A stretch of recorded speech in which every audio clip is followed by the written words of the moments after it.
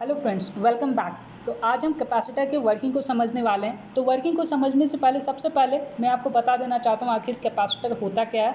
उसके साथ एक हम छोटा सा एग्जांपल करने वाले हैं सर्किट पे।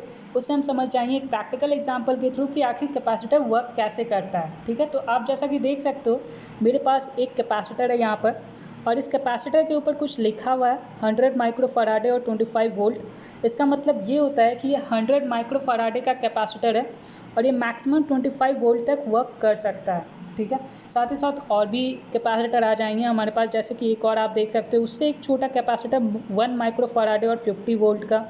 तो ये इसका रेंज होता है जितना पे ये काम कर सकता है। ठीक है, तो सबसे पहले अब हम समझते हैं कैपेसिटर होता क्या है। ठीक है, तो कैपेसिटर से हम क्या करते हैं, उसमें हम इलेक्ट्रिक चार्ज को स्टोर कर सकते हैं और एट एन इंस्टेंट उसे रिलीज़ कर सकते हैं। ठीक है, आप इसे एज अ बैटरी समझ लो, बैटरी कैसा ही ये वर्क करता है, बट ये बैटरी से काफ़ी डिफरेंट होता है। ठीक है, डिफरेंट इस रिस्पेक्ट में होता है कि बैटरी को आप धीरे धीरे यूज़ कर सकते हो, बट यहाँ पे कैपेसिटर में ऐसा नहीं है। ये एट एन इंस्टेंट सारे चार्ज को रिलीज़ कर देता है। ठीक है, अब इसे हम कहाँ यूज़ करते हैं, तो पावर फैक्टर को हम सही करने में इसे यूज़ करते हैं बड़े बड़े बिल्डिंग्स में। साथ ही साथ जब आप AC टू DC ट्रांसफॉर्मेशन करते हो तो उस समय भी ये काफ़ी यूज़ होता है।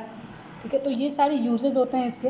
अब चलिए अब हम छोटा सा एक वर्किंग देख लेते हैं। यहाँ पर आप देख सकते हो हमारा एक सर्किट है और यहाँ पे मैंने कुछ कनेक्शन कर रखे हैं। ये हमारा 5 वोल्ट का पावर सप्लाई है, ये हमारा ग्राउंड है।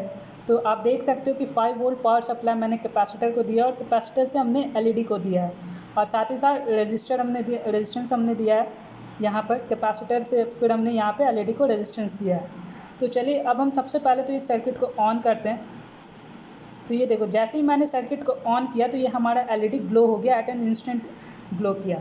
ठीक है, अब हम क्या करते हैं, इस 5 वोल्ट पावर सप्लाई को रिमूव करते हैं। तो ये देखो जैसे ही मैंने इसे रिमूव किया तो ये बहुत स्लोली ऑफ हुआ है, डिम हुआ पहले फिर ऑफ हुआ।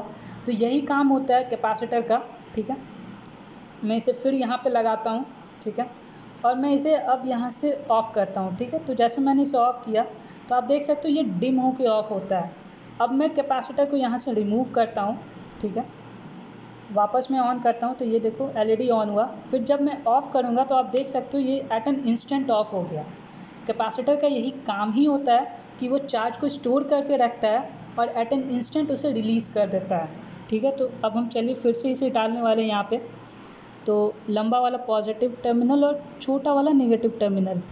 तो ये देखो मैंने यहाँ पर इसे प्लेस कर दिया। अब ये देखो मैंने वापस इसे ऑन किया। अब मैं जब इसे ऑफ़ करता हूँ तो ये देखो ये बहुत डिम होके ऑफ़ होता है। तो यही काम होता है कैपेसिटर का, चार्ज को स्टोर करना और फिर जब ज़रूरत हो तो उसे एट एन इंस्टेंट रिलीज़ कर देना। ठीक है, होप आपको ये इन्फॉर्मेटिव लगा हो। Thank you everyone.